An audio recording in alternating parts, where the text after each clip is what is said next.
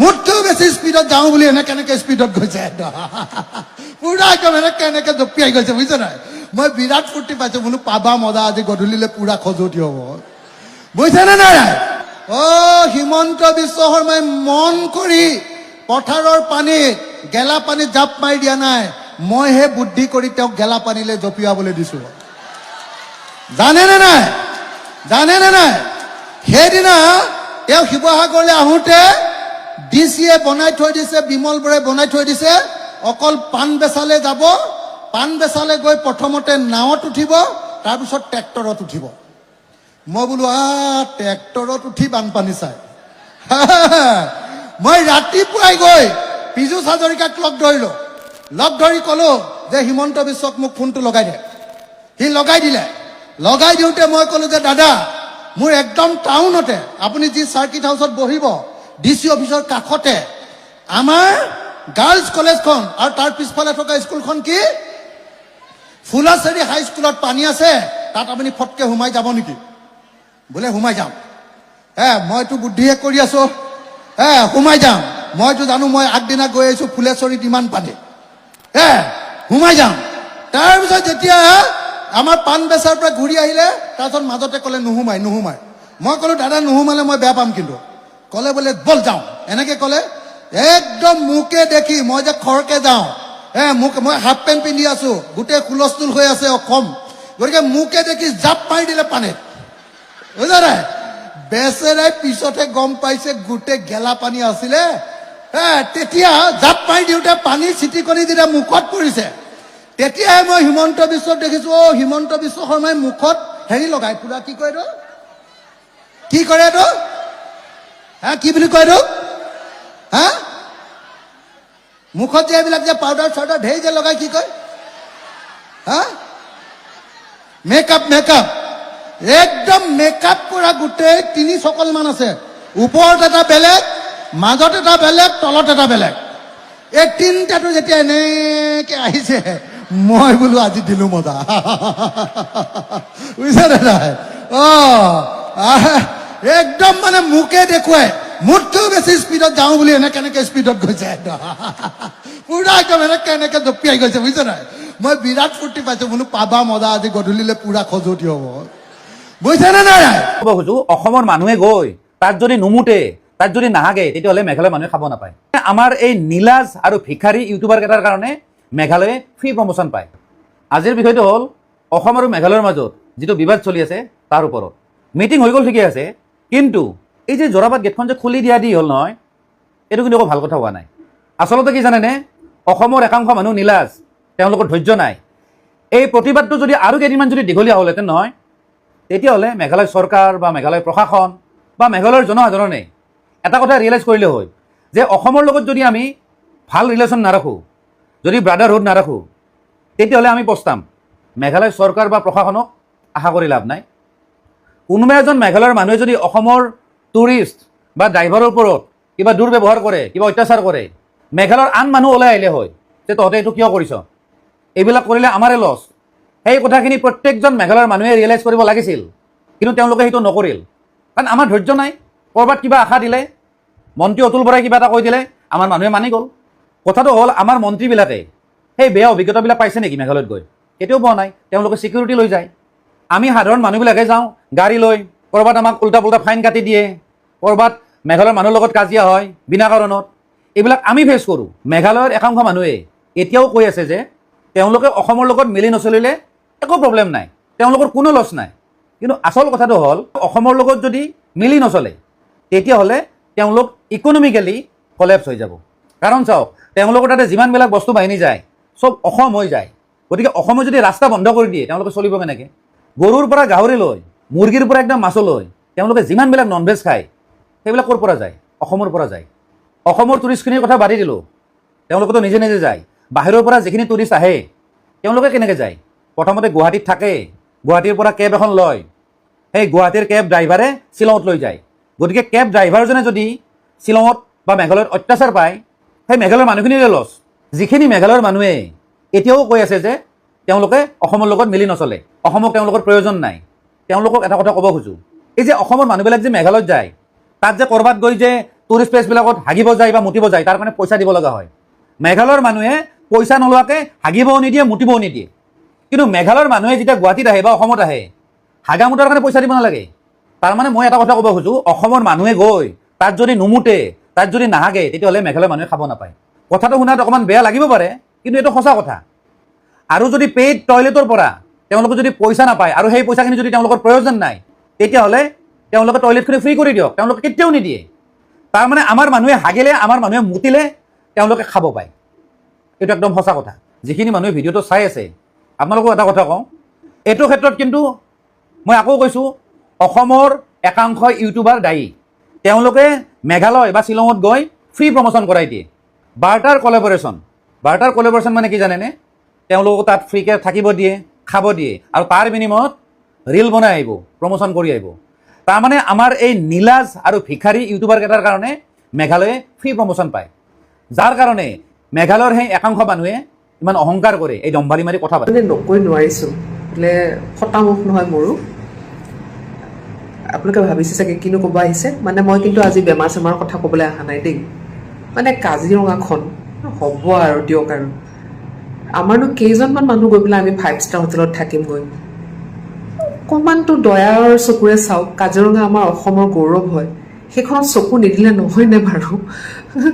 মই নাজানো এতিয়া, মানে আমিতো ধৰি লওক ইমান গম নাপাওঁ ভিতৰত কি চলি আছে, কিন্তু যিমানখিনি দেখিছোঁ শুনিছোঁ, যিমান এটলিষ্ট সেই নিৰীহ প্ৰাণীখিনিক অকণমান শান্তিত জীয়াই থাকিব দিয়ক। আমাৰ পৃথিৱীখন অকল মানুহৰ কাৰণে নহয়তো, অকল সিহঁতৰ কাৰণেও চিন্তা কৰকচোন। এতিয়া আমাক ইমান বহু বছৰ আগতে আমাৰনো ব্ৰেইনটো ইমান বিকশিত কিয় হ'ল, ইভলিউশ্যন কিয় হ'ল? আমাকনো ভগৱানে সেইখিনি চিন্তাধাৰা শক্তি কিয় দিলে? With great power comes great responsibility. আমাৰ ওপৰত ৰেছপনচিবিলিটি আছে যে আমি আমাতকৈ তলৰ যিসকল প্ৰাণী আছে, পশু পক্ষী আছে, সিহঁতক ৰক্ষণাবেক্ষণ দিওঁ। আমি পৃথিৱীত আমাক সেৱক হিচাপে আমাক আগবঢ়াইছে। সেইকাৰণে আমাক সেইটো ব্লেছিংছ দিছে যে আমি আমাৰ বুদ্ধিমত্তাটো অৰ্জন কৰিব পাৰোঁ। আমি কিমান ভাল কৰিব পাৰোঁ, কাম কৰিব পাৰোঁ মানুহ হিচাপে। আমাৰ ইমান ৰচনা শক্তি আছে, সংগীততে কওক, নৃত্যতে কওক, বা ক্ৰিয়েটিভ আমাৰ কিমান ধৰণৰ আমাৰ শক্তি দিছে ভগৱানে। কিন্তু সেইখিনি নকৰি পেলাই আমি কি কৰি আছোঁ? এইফালে বম ফুটালোঁ, এইফালে বোলে বন্দুক এটা বনালোঁ, নিজকে নিজে ধ্বংস কৰা আমি গোটেইখিনি আমি মানে অহিলা গোটাই লৈছোঁ। আৰু তাৰ ওপৰত সেই নিৰীহ পশু পক্ষীকেইটাৰনো কিমানখন জেগা আছে থাকিবলৈ? সেইখিনি আপুনি আমি এনক্ৰ'চ নকৰিলে নহয় নেকি বাৰু কওকচোন? থাকক দিয়কচোন সিহঁতৰ কাৰণে কাজিৰঙাখন, থাকক দিয়কচোন 10 কিলোমিটাৰ ইক'জন ছেফ হৈ পেলাই। আমি 5 ষ্টাৰ হোটেলত নাথাকোঁ, কাজিৰঙাখন নামাৰিব, কাজিৰঙাৰ পশু পক্ষী প্ৰাণীখিনি ধ্বংস নকৰিব। এয়াই মোৰ একদম কাতৰ আবেদন। খুব দুখ পাইছোঁ কথাটো শুনি পেলাই, নকৈ নোৱাৰিলোঁ আৰু মোৰ ফটা মুখ। অখিল গগৈ ডাঙৰীয়াক গালি পাৰে কিছুমান মানুহে। সেইসকলক কৈছোঁ, আজি অখিল গগৈ ডাঙৰীয়া আপোনালোকৰ শিৱসাগৰত নথকা হ'লে আপোনালোকে বৰ্তমান সময়ত যি চৰকাৰৰ পৰা একদম সামান্যতম সাহাৰ্য পাইছে সেইখিনিও নাপালেহেঁতেন, কাৰণ তেওঁলোকৰ ওচৰত পুঁজি নাই। গতিকে অখিল গগৈ ডাঙৰীয়াক গালি পাৰিয়েই হওক, দম দিয়েই হওক, কিবা কৰিয়েই হওক, আপোনালোকৰ কাৰণে সেইখিনি উলিয়াই আনিছে। আজিও তেওঁ এই ধৰণৰ কথা কৈছে যে 48 ঘণ্টাৰ ভিতৰত বানপীড়িত লোকসকলে যিখিনি প্ৰাপ্য সেইখিনি পাব লাগিব। এটা নিউজত দেখিলোঁ যে যিসকলৰ একাউণ্টত 15,000টো দুবাৰকৈ সোমাইছে, তাৰে 15,000 কাটি আনিবলৈ নিৰ্দেশ দিছে চৰকাৰে বেংকক। সেই কামটো কিন্তু নহ'লেহেঁতেন, একমাত্ৰ অখিল গগৈ ডাঙৰীয়াৰ বাবে হৈছে। সিদিনাখন DC অফিচত গৈ সেইখিনি আপত্তি নকৰিলেহেঁতেন, তেতিয়াহ'লে বালি চুকেটা সমানো নেপালেহেঁতেন। এতিয়া তেওঁ 48 ঘণ্টাৰ ভিতৰত যিসকল বানপীড়িত লোক সেইসকলে যাতে তৎকালীন সাহাৰ্য লাভ কৰে, তাৰ বাবে আপোনালোকৰ বাবে তেওঁ ওলাই আহিছে, তেওঁ চিঞৰিছে। গতিকে এই মানুহজনক গালি নাপাৰিব, ইমান বহতীয়া নহ'ব, কাৰণ এইজন মানুহ আপোনালোকৰ বাবেহে ওলাই আহি এনেকৈ চিঞৰ বাখৰ কৰিব লগা হৈছে। আৰু কিয় আপোনালোকৰ বাবে মাত মতাৰ কাৰণে তেওঁ ইমান বেয়া হৈ গ'লনে? ৰাজনীতিটো ঠগ নাই কাষৰীয়াকৈ, তেওঁ ওলাই আহিছে আপোনালোকৰ বিপদৰ সময়ত। গতিকে অলপ মানৱীয়তা দৃষ্টিভংগীৰে চাওক, অকণমানটো শলাগ লওক, তেওঁ ভাল কামবিলাকৰ অকণমান শলাগ লওক, যাতে তেওঁ ভৱিষ্যতে আৰু দুগুণে আপোনালোকৰ বাবে কাম কৰিব পাৰে বা আমাৰ বাবে কাম কৰিব পাৰে। কেতিয়াবা সেইসকল লোকৰ ঠাইত কাইলৈ আপুনি মই ভুক্তভোগী হ'ব পাৰোঁ, তেতিয়া আমাৰ কাৰণে কোন ওলাই আহিব? চৰকাৰটো সদায় একে নাথাকে, চৰকাৰ আজি আছে কাইলৈ বেলেগ হ'ব। সেই চৰকাৰত থকা মানুহবিলাকে ৰং সলাই থাকে, আজি অমুকত আছে কাইলৈ তমুকত থাকিব, নিজৰ সা সুবিধাৰ বাবে, অকল নিজৰ স্বাৰ্থৰ কথা ভাবি পেলাই তেওঁলোকে য'ত সুবিধা থাকে ত'তে জাপ দি থাকিব। গতিকে এই যে আমি সাধাৰণ শ্ৰেণীৰ লোকবিলাক সদায় অৱহেলিত হৈ থাকিম। গতিকে আমি ৰাইজৰ স্বাৰ্থত মাত মাতিব লাগে, ব্যক্তিৰ স্বাৰ্থত নহয়। গতিকে ভাল কাম কৰাজনক আদৰণি জনাওক, গালি নহয়। আমি যদি উচ্চতাবলৈ যাওঁ, উচ্চতাই নিজৰ ৰাজনৈতিক ক্ষেত্ৰখন সুৰক্ষিত কৰাটো এটা দুৰ্বল মানসিকতা এটা ৰাজনীতি বুলি মই ক'ম। কাৰণ আমিও সাধাৰণতে ৰাইজক সহায় কৰোঁ। সহায় কৰিবলৈ হ'লে আমি কি কৰোঁ যে চৰকাৰখনৰ বিভাগসমূহৰ লগত আলোচনা কৰোঁ, আয়ুক্তৰ লগত কথা পাতোঁ, আৰু এই আয়ুক্তৰ লগত বা আমাৰ চৰকাৰখনৰ মুৰব্বীৰ লগত, মুখ্যমন্ত্ৰী ডাঙৰীৰ লগত কথা পাতি যিখিনি কৰিব লাগে সেইখিনি কৰণীয় কৰিলে বানাক্ৰান্তৰ বেছি সুবিধা হ'ব। কিন্তু আজি যদি বানাক্ৰান্তক আপুনি আক্ৰোশমূলকভাৱে তেওঁলোকক যদি এই কথাবিলাকক উচতনি দিয়ে, তাৰমানে ইয়াতে কাম নকৰাৰ এটা পৰিৱেশলৈ লৈ যাবৰ কাৰণে চেষ্টা কৰিছে, য'ত ৰাজনীতি জড়িত হৈ আছে। মই ভাবোঁ অহা 6টা মাহৰ কাৰণে এই যিখিনি বান জৰ্জৰিত মানুহ বা অঞ্চল, এই অঞ্চলসমূহত ৰাস্তা ঘাট দলং পদূলি নিৰ্মাণ কৰা, বানাক্ৰান্তসকলে সকলোতকৈ বেছি যাতে সুবিধাখিনি পায়, আৰু যিবিলাক নষ্ট হৈছে সেই নষ্ট হোৱা বস্তুবিলাক যাতে আমি উদ্ধাৰ কৰিব পাৰোঁ, তাৰ বাবে যদি সকলোৱে মিলি কাম কৰিলেহেঁতেন, মই তেতিয়াহ'লে ভাবিলোহেঁতেন যে সঁচাকৈ বানাক্ৰান্তৰ পক্ষত আজি অখিল গগৈ থিয় হৈছে বুলি। কিন্তু আজি যিবিলাক তৰ্জন গৰ্জন, যি ধৰণৰ সুৰেৰে কথা কৈছে, যিবিলাক অপব্যৱহাৰ কৰিবলগীয়া ভাষাবিলাক অপব্যৱহাৰ কৰিছে, এই ক্ষেত্ৰত এটা কথাই মই অনুমান কৰিছোঁ যে এই বিপদৰ সময়ত মানুহখিনি মনত খং উঠাই মোৰ ৰাইজৰ দলটো শক্তিশালী কৰি উত্থানৰ কাৰণে মই এটা চেষ্টা যদি কৰোঁ, তেতিয়াহ'লে ভৱিষ্যতে মই সুৰক্ষিত হ'ম। এইটো একেবাৰে 100% ৰাজনৈতিক মানে অভিসন্ধি। ৰীলটো আপুনি অকল চুটি তুলি কেইখনকহে আপুনি ৰীল দেখাইছে, কিন্তু বাকী 60,000 মানুহে যে তুলি পালে তাক লৈ কিন্তু ৰীল কোৱা নাই। এই গোটেইখিনিক এটা বিশেষ দলৰ মানুহে কৰি আছে। ৰাইজৰ দলৰ সভাপতি, ৰাইজৰ দলৰ যিসকলে কয়লা চিণ্ডিকেটৰ লগত জড়িত নামবিলাক ওলাইছিলে, সেইবিলাক তেওঁলোকে নাইকিয়া কৰি এতিয়া নতুন মুখ কিছুমান উলিয়াইছে। আজি এই লুতুৰি পুতুৰি নিজে হৈ লোকক যেতিয়া এইবিলাক কথা কয়, বহুতে মানুহে হাঁহিবলৈ আৰম্ভ কৰিছে। মোৰ সমষ্টিৰ 15,000 টকা 1200মান মানুহে পোৱা নাই, কিন্তু ইতিমধ্যে প্ৰায় 14,000 মানুহে পালে।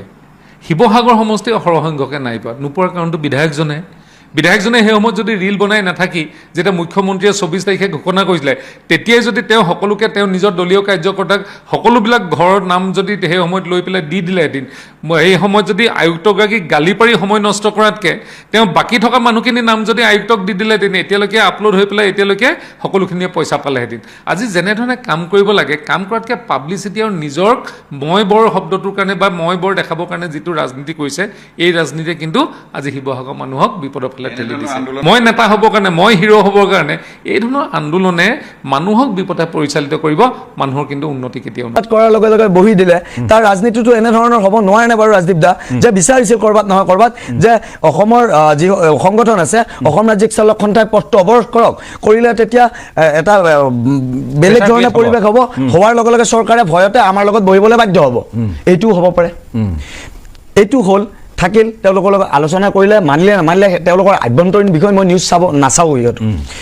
তাৰপিছত আহিলে এতিয়া নতুনকৈ যিটো যোৱাকালিৰ ঘটনা, এইটো কি সংগঠন মানে টুৰিষ্ট এছ'চিয়েশ্যনটো, এই এছ'চিয়েশ্যনটো এওঁলোকৰ তাত আচলতে একো ভূমিকাই নাছিল প্ৰথম অৱস্থাত। যেতিয়া আমাৰ গাড়ী তেওঁলোকে বৰকে কৈ আছে তো টুৰিষ্ট গাড়ী কো কিউ মতলব টাৰ্গেট কৰকে লেতে আসাম লোক টুৰিষ্ট গাড়ী, যেতিয়া আমাৰ টুৰিষ্টৰ যিবিলাক পৰ্যটক কঢ়িয়াই নিয়া গাড়ীসকলক আক্ৰমণ কৰিছিল, তেওঁলোকে এটা আচলতে কেতিয়াবা আপোনালোকে বাইট দিয়া দেখিছে নেকি কোনোবাটো? নিশ্চয়কৈ নাই দেখা। তেওঁলোকে ভাল পাইছিল, মানে তেওঁলোকৰ ক'ৰবাত নহয় ক'ৰবাত সমৰ্থন আছিল সেই সংগঠনটোৰ প্ৰতি। তাৰপিছত যেতিয়া ক্ৰিয়া দেখিলে আমাৰ ফালৰ পৰা, তেতিয়া তেওঁলোকে কি কৰিলে? ওলোটা কৰিলে কথাটো, যে আমাক যদি যাবলৈ নিদিয়ে আমিও নাযাওঁ। এতিয়া কথাটো হ'ল যে ঘটনা আছিল ক'ৰবাৰ পৰা ক'ৰবাত কেনেকৈ পালে আহি, মানে গোটেই বস্তুটো যদি চাওঁ, তেওঁলোকৰ ক'ৰবাত নহয় ক'ৰবাত সংস্কাৰৰো অভাৱ আছে। অকল মানসিকতাহে তেওঁলোকৰ মগজুত ভৰি আছে। আৰু এটা কথা, আগতেও এনেধৰণৰ ঘটনা আমি দেখিছিলোঁ যে কেতিয়াবা হয় এনেধৰণৰ যে চিনাকি কাৰোবাৰ বাহন এখন থাকে, যে ইয়াৰ পৰা পৰ্যটকক বোলে মোৰ চিনাকি মানুহ দুজনমান যাব, তোমাৰ প্ৰাইভেট ৰেজিষ্ট্ৰেশ্যনৰ গাড়ীখনকে দিবা। এতিয়াতো সেই ব্যৱস্থাটো যিটো চলি আছিল বা কোনোবাই সেইটো সুবিধা লৈও যদি চলি আছিল, সেইটো এতিয়া তেওঁলোকৰ উৎপাদন নোহোৱা হ'ল। বাৰু ঠিক আছে, মই প্ৰাইভেট গাড়ীৰ কথা নকওঁ, সেইটো হ'ল। তাৰপাছত আহিল যে হালধীয়া নম্বৰ প্লেট, অৰ্থাৎ বাণিজ্যিক বাহনতহে যাব পাৰিব পৰ্যটক, সেই ব্যৱস্থাপনা কৰা হ'ল। তেওঁলোকৰ চৰকাৰেও তাৰ পৰা কৰৰ অংশ পায়। যেতিয়া 3 ষ্টেট পাৰ্মিট টুৰিষ্ট পাৰ্মিট হয়, 4 ষ্টেট টুৰিষ্ট পাৰ্মিট হয়, বা যদি কওঁ অল ষ্টেট হয় বা অল ইণ্ডিয়া টুৰিষ্ট পাৰ্মিট, ইয়াত প্ৰত্যেকখন ৰাজ্যই নিজৰ নিজৰ যিটো অংশীদাৰিত্ব সেইটো লাভ কৰে। এতিয়া সেই কথাখিনি আমি সকলোৱে জানো। গতিকে য়েল্ল' নম্বৰ প্লেট বা হালধীয়া নম্বৰ প্লেট বা বাণিজ্যিক যদি বাহন, এই বাহনেৰে তেওঁলোকক লৈ যোৱাৰ পাছত এতিয়া তেওঁলোকৰ কথাটো হ'ল যে আপোনালোকে কোনো কাৰণতে আপোনালোক চেৰাপুঞ্জী যাব নোৱাৰিব। এইটো দীৰ্ঘদিনীয়া যিটো চিন্তা একাংশৰ, যে অসমৰ বাহনসমূহে একেবাৰে চেৰাপুঞ্জীলৈকে যায়, ভাল ভাল টকা পায়, ভাল প্ৰতিদিনে এটা ভাল তেওঁলোকে পৰিমাণৰ টকা লাভ কৰে দৈনিক হিচাপত।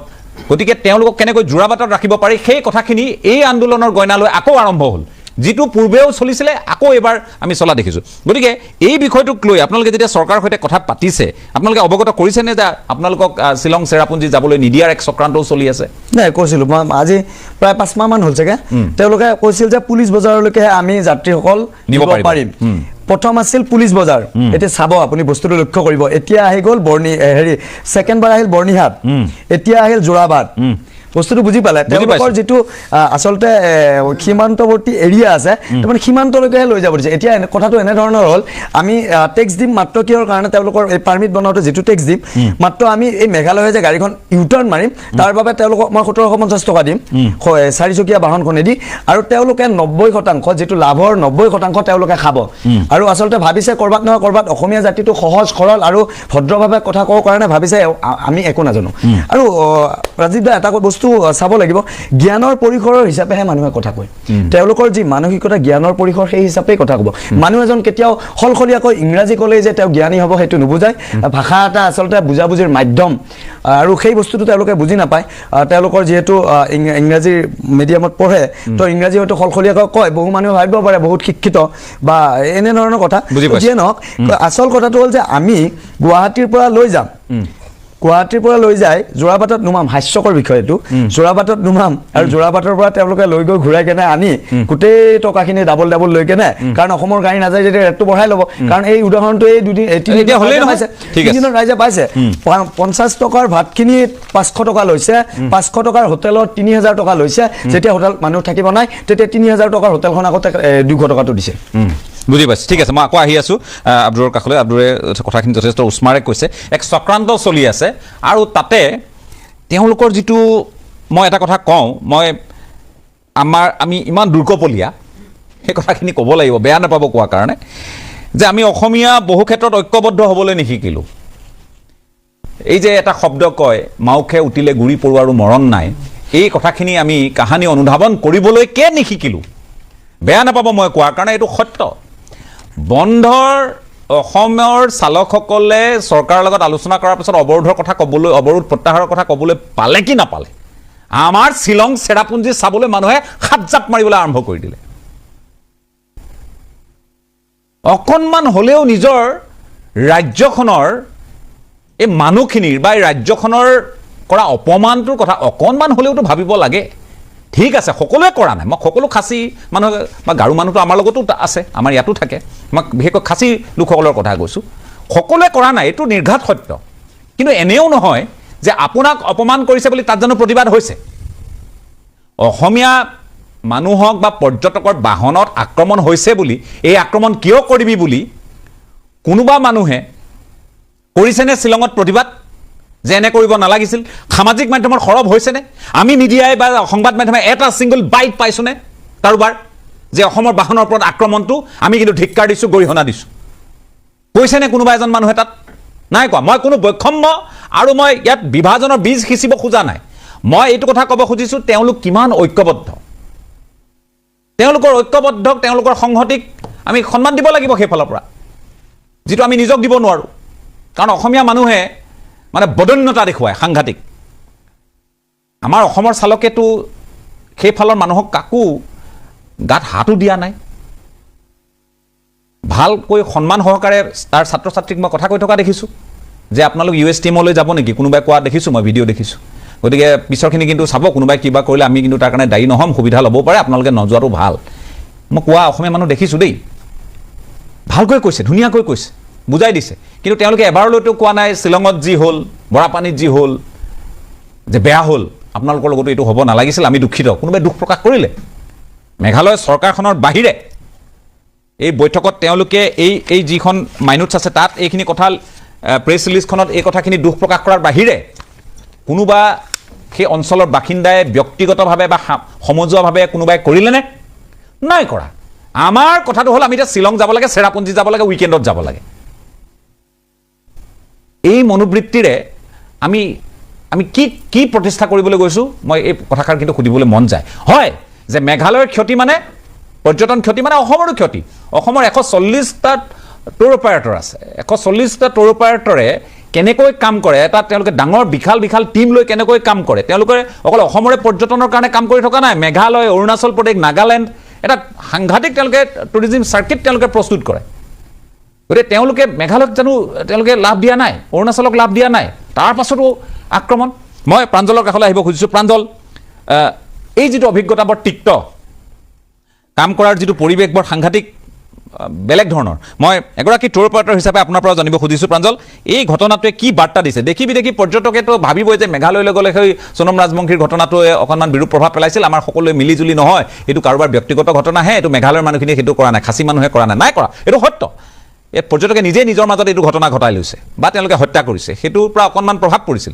কিন্তু তাৰ পাছত সেই তাৰ পৰা উদ্ধাৰ কৰাৰ ক্ষেত্ৰত অসমৰ টুৰ অপাৰেটৰসকলৰ এটা ভাল ভূমিকা আছে কোভিডৰ সময়ৰ সেই পৰিস্থিতিৰ পৰা উদ্ধাৰ কৰাৰ ক্ষেত্ৰত অসমৰ টুৰ অপাৰেটৰসকলৰ এটা ভাল ভূমিকা আছে গতিকে ইমানখিনি কৰাৰ পাছতো আজি এই যে পৰিৱেশৰ সূচনা হৈছে আপুনি কেনেধৰণে কথাখিনি পৰ্যবেক্ষণ কৰে সকলোকে নমস্কাৰ জনাইছোঁ পোনপ্ৰথমতে ৰাজদীপ বাইলুং ডাঙৰীয়া আপোনাক মই ধন্যবাদ জনাইছোঁ এটা খুব স্পৰ্শকাতৰ বিষয়ত আমি আজি আলোচনাৰ খুব অৱকাশ আছিলে আপুনি আমাক আমন্ত্ৰণ জনোৱাৰ কাৰণে 19 আগষ্টৰ যিটো এটা ঘটনা হ'ল 19 আগষ্টৰ কথাটো আছিলে যে প্ৰতিবাদী জনতা শ্বিলঙত ওলাই আহিছিলে তেওঁলোকে সেই প্ৰতিবাদী জনতাই অসমৰ বাহনৰ ওপৰত অতৰ্কিত আক্ৰমণ কৰিলে সেই আক্ৰমণৰ ফলত শিশুলৈকে আহত হ'ল আমি সকলোৱে এইখিনি জানো এতিয়া মোৰ কথাটো হ'ল ভাৰতবৰ্ষৰ নিচিনা এখন ৰাষ্ট্ৰত আমাৰ প্ৰত্যেকজন নাগৰিকৰ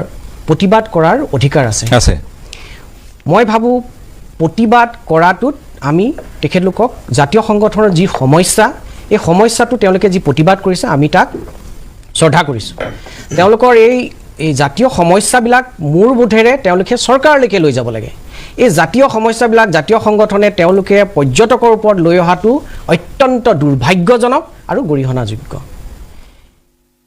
এই যে তেওঁলোকে এনেকুৱা ধৰণৰ টুৰিষ্টৰ ওপৰত টাৰ্গেট কৰি ল'লে আছাম ৰেজিষ্টাৰ্ড ভেহিকলৰ ওপৰত টাৰ্গেট কৰিলে তাৰ ইমিডিয়েট ইম্পেক্টটো যদি আপুনি কয় 19 তাৰিখে সেইটো হ'ল তাৰ প্ৰতিক্ৰিয়া হিচাপে আমাৰ ইয়াত থকা কেব চালক পৰ্যটনৰ লগত জড়িত ব্যক্তিসকলে জোৰাবাদ বন্ধ কৰিলে ইয়াৰ ফলত কি হৈছে মই যদি মোৰ ব্যক্তিগত কথাটো কওঁ আমাৰ টুৰিষ্ট আছিলে ঠিক 20 তাৰিখৰ দিনাখন তাত যি টুৰিষ্ট আছিলে তাতে আমি বাহিৰত লৈ যাওঁতে তেওঁলোকে দুখন গাড়ী আমাৰ ক্ষতিগ্ৰস্ত হৈছে তাৰ পৰৱৰ্তী সময়ত 21 তাৰিখৰ দিনাখন আমি যেতিয়া টুৰিষ্ট তালৈকে পঠাবলৈ চেষ্টা কৰিলোঁ টুৰিষ্ট গ'ল বৰাপানীৰ পৰা গাড়ী ঘূৰাই দিয়া হ'ল মই তাৰে প্ৰতিবাদী যোন আছিলে মই অভাৰফোন কথা পাতিব যত্ন কৰিছিলোঁ তেওঁলোকে মই কৈছিলোঁ যে টুৰিষ্ট হয় তেখেতলোকক এটলিষ্ট এটা জেগালৈকে যাবলৈ দিয়ক সেইডোখৰত খোৱাৰ এটা ব্যৱস্থা আমি কৰা আছিলে তালৈকে যাবলৈ দিয়ক তেওঁলোকে দিয়া নাছিলে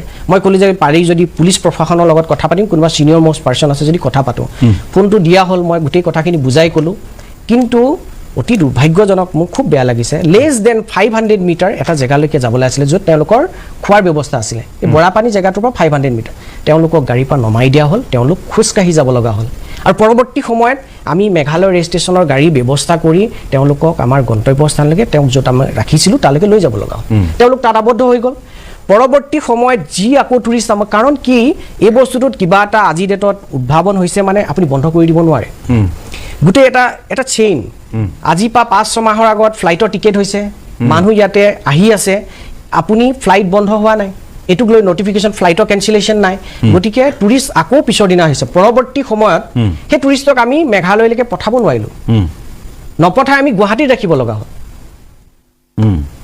অতি দুৰ্ভাগ্যজনক তাৰ পাছত যোৱাকালি আমি সেই একেখিনি টুৰিষ্টক কাজিৰঙালৈকে পঠালোঁ আৰু এনেকুৱা হ'ল যে কোনোবা মেঘালয়লৈকে আহিছিলে সেই পৰ্যটক মেঘালয় যাব নাপায় আকৌ আজি বেক কৰিছে তেওঁলোক আজি যাব লগা হ'ল গতিকে এই যে যিটো এটা বাৰ্তা গৈছে এই বাৰ্তাটো কিন্তু খুব শুভ বাৰ্তা নাই যোৱা তেওঁলোকৰ যিটো এক্সপিৰিয়েঞ্চ এই কমপ্লিট এক্সপিৰিয়েঞ্চটো টুৰিষ্টে বেয়া এটা এক্সপিৰিয়েঞ্চ লৈ তাতে সামাজিক মাধ্যমৰ যুগ সামাজিক মাধ্যমত লিখিব ইনষ্টাত দিব ফেচবুকত দিব ভিডিঅ'টো সকলোৱে কৰিছে বা নিজৰ অভিজ্ঞতাখিনি অন্তত ফেচবুক লাইভ আহিও হ'লেও ক'ব কোনোবাই চ' এই যে গোটেই বিষয়টোত এতিয়া কি হ'ব যে আপুনি এতিয়া যিটো মেছেজ গৈছে আমি ছ'চিয়েল মিডিয়া আপুনি যদি খুলিছে বাহিৰত ইনষ্টা ৰিল চবতে যি গৈছে তেতিয়া এটা বস্তু এতিয়া পাব্লিছ হৈছে সেইটো হৈছে যে মেঘালয় ইজ আনছেফ এই বাৰ্তাটো যিটো কনফিডেন্স চক বুলি মই ক'ব বিচাৰোঁ এইটো যে যিটো হৈ গ'ল এই মুহূৰ্তত সেইটো ওপৰত এতিয়া মই ভাবোঁ সকলোৱে একত্ৰিতভাৱে কাম কৰিলে এতিয়া যে মই বৰ্তমানৰ আমাৰ চৰকাৰখন মাননীয় মুখ্যমন্ত্ৰী ডক্টৰ হিমন্ত বিশ্ব শৰ্মা ডাঙৰীয়াই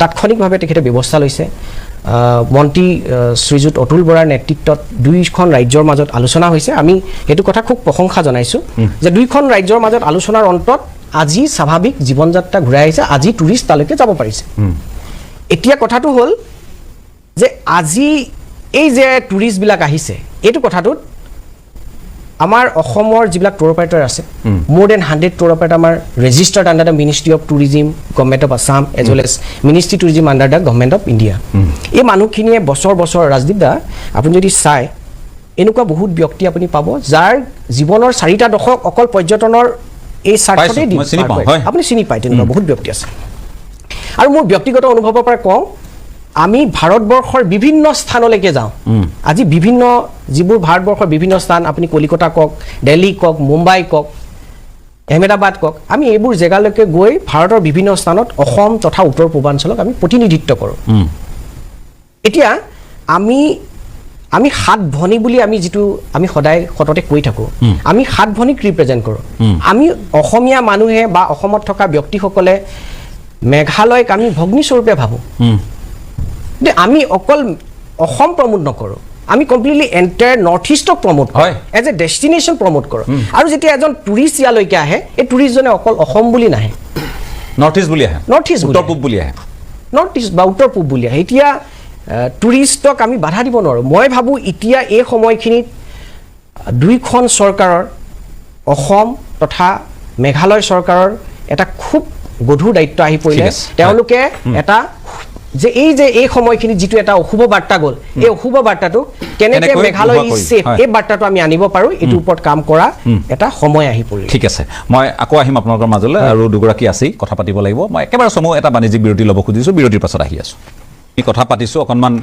বহলাই কথাখিনি আলোচনা হোৱাৰ প্ৰয়োজন আছে এটা বাৰ্তা যোৱাৰো প্ৰয়োজন আছে আমি শত্ৰু বুলি গণ্য কৰা নাই কিন্তু পিঠি আপুনি পাতি দিব নোৱাৰে কাকো আপোনাৰ পিঠিত কাৰোবাৰ লাঠি পৰিব আপোনাৰ পেটত কাৰোবাৰ বুৰ পৰিব আপুনি ইমানো বেছি সহনশীল মই অসমৰ মানুহক তৎসত্ত্বেও কওঁ আমি বহুত সহনশীল আৰু বহুত উদাৰ এইটোৱে আমাৰ পৰিচয় এইটোৱে আমাৰ সংস্কাৰ কিন্তু আপুনি কিমান দিনলৈ সহ্য কৰি থাকিব গতিকে গণতান্ত্ৰিকভাৱে ইয়াৰ প্ৰতিবাদ হৈছে ইয়াত অহিংস নীতিৰে প্ৰতিবাদ হৈছে হিংসাৰ আশ্ৰয় ইয়াত কোনেও লোৱা নাই দুই এক বিক্ষিপ্ত ঘটনা সংঘটিত হৈছে কিন্তু অন্ততঃ মেঘালয়ৰ তুলনাত মই সাধুবাদো দিব খোজা নাই এই ধৰণৰ ঘটনা ঘটিব নালাগে কিন্তু মেঘালয়ৰ তুলনাত একেবাৰে নগণ্য মেঘালয়ত যি পৰিৱেশ হ'ল গতিকে সেই পৰিৱেশটোৱে আমাক বহু কথা ভাবিবলৈ বাধ্য কৰিছে আনহে নালাগে আপোনালোকে ভাবক যে তাত থকা নেতাজী সুভাষ চন্দ্ৰ বসুৰ প্ৰতিমূৰ্তিত হাত দিবলৈ এইখন কি দেশ